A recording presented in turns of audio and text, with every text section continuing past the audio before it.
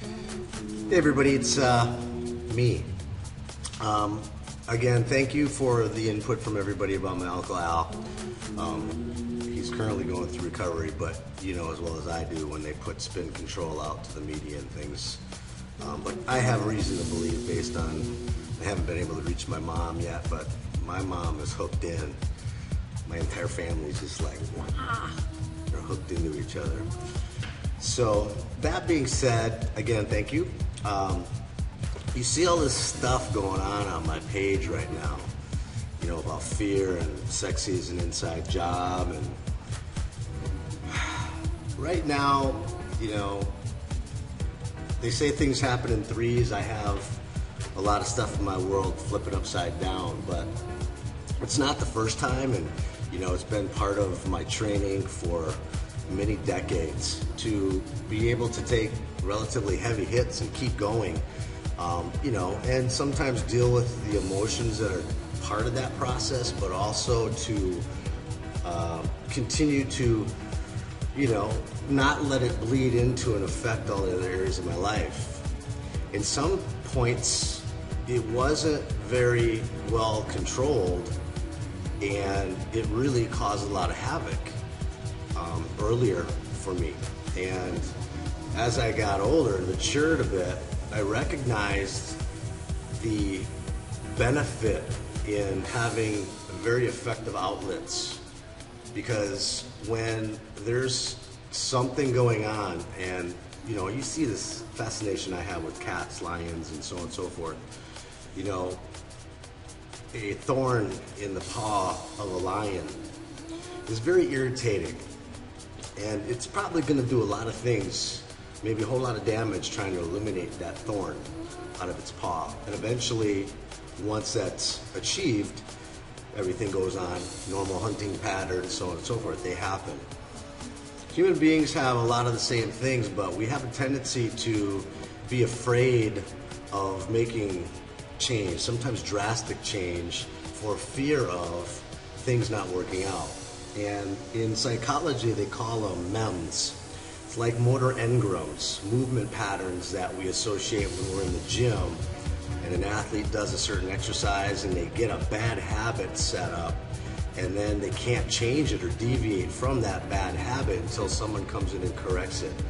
In psychology, it's called a MEM, and it's the equivalent of you getting in your automobile for the first time and figuring out where the key and the ignition goes. Eventually, you can do this without even looking, and it's an automatic response. When you're going through challenges in life, you tend to go back to your default pattern, which for most of us is to shut down, compress, repress, oppress, just totally, you know, try to hide from some kind of reality. And the bigger problem is that when you do that, it can pop back up, and it can pop back up at a time when you really aren't necessarily prepared to deal with it. But it'll continue to pop up, because unless you go back and do the groundwork, it's never going to solve itself. You're going to have to deal with it. You cannot, you know, it's like a drug addict or an alcoholic or a sex addict. You know, you can't just stop the behavior and think that you're going to be okay.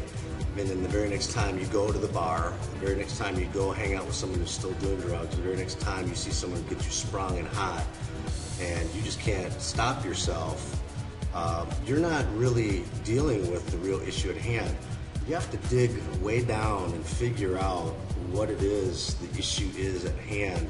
And usually it's something that's, you know, and psychologists, you've got one group that's going to go say, go back to your childhood and deal with some unresolved issues with parents and so on and so forth. Other ones are going to say, start from where you are here and go forward and don't worry about the past. Well, I could scream holy bullshit on all of that, because you do need to go back to the past. You need to kind of figure out your patterns, where it started, what's going on, and then what reason do you have in your life to hang on to that pattern that's not working out for you, that you have to change it.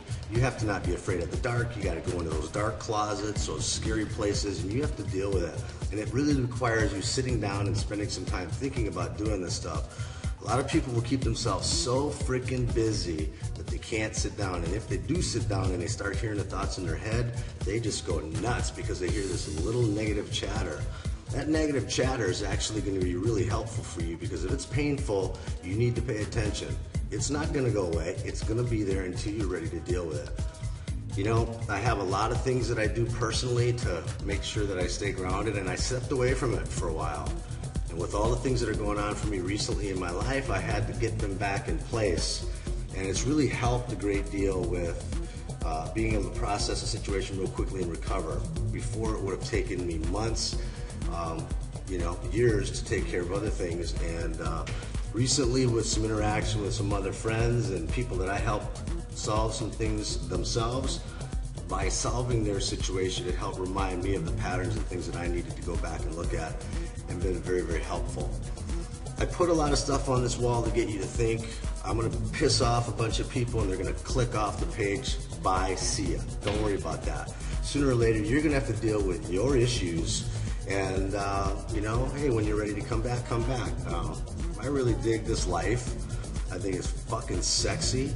And you can't be afraid. If you're dealing with stuff, handle it, because life is way, way too short to play someone else's slave, to play someone else's victim, to play someone else's doormat.